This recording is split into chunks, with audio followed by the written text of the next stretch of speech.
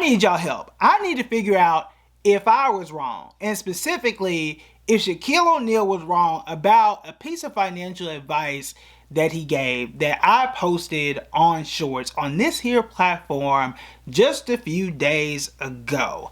Let's go ahead and break it down. Shaquille O'Neal, yes, Shaq, the basketball player, former basketball player, who is very good, okay? But he's not necessarily known for giving financial advice. But there is an old clip on CNBC that I reposted that I thought, okay, was pretty valuable, that I think can be adapted to regular people. Now, according to Forbes, he is worth close to $500 million. Now, anybody worth an exorbitant amount of money, just like Warren Buffett or any super rich person that we talk about on this channel, you take what they have and you kind of adapt it to where you are, right? We talk about Warren Buffett, sometimes we talk about Elon Musk, Cathie Wood, whomever. You know, when we talk about Warren Buffett and his $300 million in cash, we don't say take your $300 million and do exactly that, do we?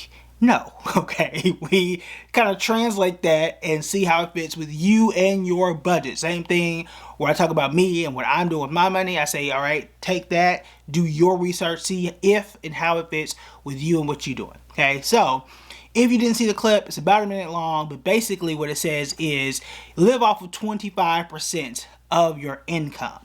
The way that he illustrated this was you take a piece of paper, you cut it in half, you set it aside, live on half your income.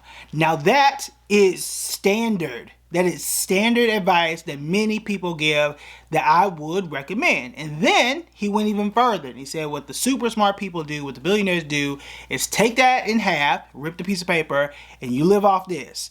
Everything else, you know, you save, you invest, blah, blah, blah. So half of a half is 25%. Now, if you listen to the clip closely, he said the billionaires of the world live on 25%. Well, obviously that makes sense, but adapt it to where you are. Try and live off of 50% of your income. Last I checked, that really falls beneath the 50, 20, 30 rule. Live on 50% of your income. 30% is for fun stuff. And then 20% of your income is for savings and investing. That's not a rule I came up with. That is something that's standard. You can Google it. That's been out there. In fact, I've been quoted in articles talking about the 50-30-20 rule. Now, the big thing is whether or not the 50-30-20 rule still works today, given how expensive things have become. Now, that is more so just about how the world has changed since that rule, and it's a rule of thumb, okay? It's not like a law or anything. Just how much the world has changed, right? Student loans, rent, groceries, just things have changed dramatically in the last 20 years, and salary ain't caught up to it. Okay, so I like to say get as close to that as you can. I'll be honest with you, when I left my teaching job back in 2014, so we're talking 10 years ago now, I went from a $45,000 salary in Dallas, Texas, where things were much, much cheaper. I think back then, okay, again, this was 10 years ago, on a $45,000 salary, my first apartment was less than $900. My first apartment was less than $900, again, 10 years ago, so I would need to look up that old lease if I even still have it. But I went from that and moved to New York City. Culture shock, location shock, rent shock. And I was like, boy, this money not gonna cut it no more. Okay, and I couldn't live off of 50% no more. The 50-30-20 rule was out the window. And it was like the 65% rule. Okay, but in either case, the main thing was have a structure. And I had to adjust it. I had to adjust some other stuff. Meaning adjust my rule, also adjust my income. And I think that's the main thing. Is take what you can, adjust those rules, adjust your lifestyle, and then change what you can around it. I think that's the main thing when it comes to finance. Not everything has to be as rigid. We say that personal finance is personal, but then we don't always make it personal and tailor it in the way that you can and should. So do that, right? So I think Shaquille O'Neal was right in that you should have some structure. So if it's the 50-30-20 rule or the 25% rule, if you make enough If you're making that much money, I think he made close to 20 million or so in his career, then yeah, it's easy to live off 25% of your income. If you are that wealthy, you're making that much money, you absolutely should do that. That ain't what you can do in today's society on a regular income. No. But if you can get close to 50, then yes, because that's going to basically guarantee you some percentage of money that you can invest. And if you can do that, you are putting away money for your future that's going to help you to not have to work in the future, right? That is the entire point. Now, if you're asking yourself, well, who is Shaq to give financial advice on and so forth? He's not a professional at this. However, again, a $500 million net worth is nothing to sneeze at. But also, don't forget, he is an entrepreneur. Okay, he owns several Papa John's restaurants. I'm gonna read off some of the stuff, and all of his resume is not perfect outside of basketball, though he did miss several free throws. He's also not a math genius. Like, don't forget his whole gas quote. Okay, so again, he is not perfect. I'm not perfect. I made math mistakes on camera myself.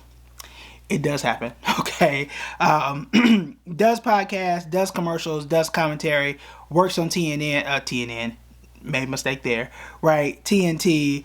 I think he owns like a burger joint. He does a whole lot of stuff. And again, he is a business person, so he's not completely ignorant. I've seen comments on the video, just because he played basketball, he doesn't know anything about money or business. No, that's not necessarily the case.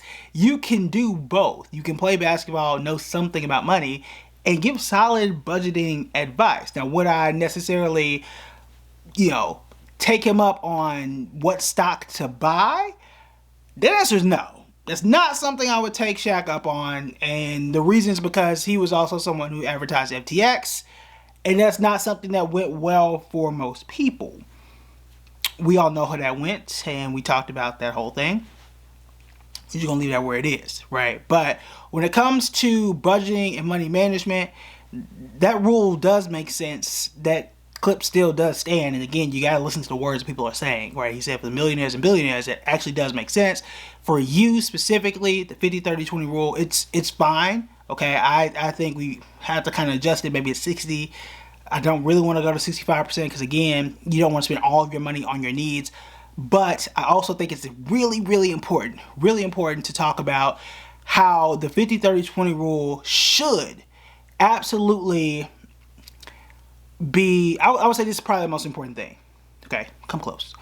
Perhaps the most important thing about the 50-30-20 rule is that we need to understand that it's not something that is static throughout your entire life. And when you are younger, like I was, I feel like an old man now, but when I was younger, like I said, when I left my first job, I was a teacher, I moved to New York, I had just started my career. I was 2 years out of college. It was really hard to stay under that 50%. As I progressed, as I became a financial advisor and earned more money, all kind of stuff, the more money I made, I tried to keep my bills the same. And that's something we should talk about too, is that lifestyle inflation.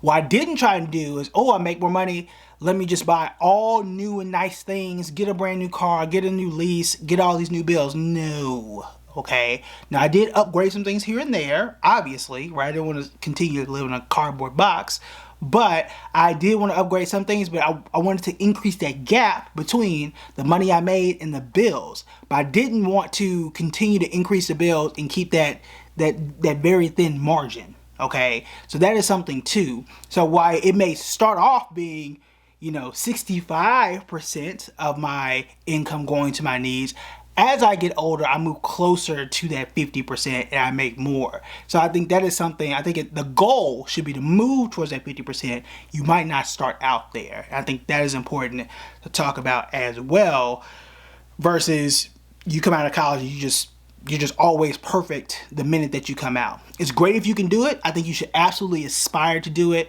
but don't set yourself up thinking that you're automatically going to be there. Or if you're someone who is, in your 30s already and you're getting your stuff together and you're paying off your debt right now and trying to figure out where you should be in life, and you're just coming into this investing and finance journey, you might not figure it out immediately.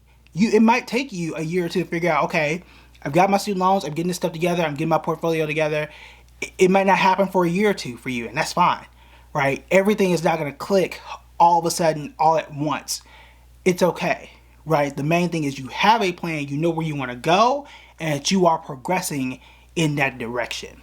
And most importantly, you have a structure, you have a plan. I think that is more important than, you know, just saying, all right, well, this person, it didn't work for me, I'm just throwing the entire thing out and just kind of blowing the whole thing to the side. Okay, I think the structure is most important, and making sure that it is tailored to you. I think that is the most important thing. When it comes to the most important thing, it's also really important to me that these people on the screen have helped me to produce these videos and make sure that this channel keeps going. That was a great transition. Great transition. I don't use no scripts. I just got notes and bullet points.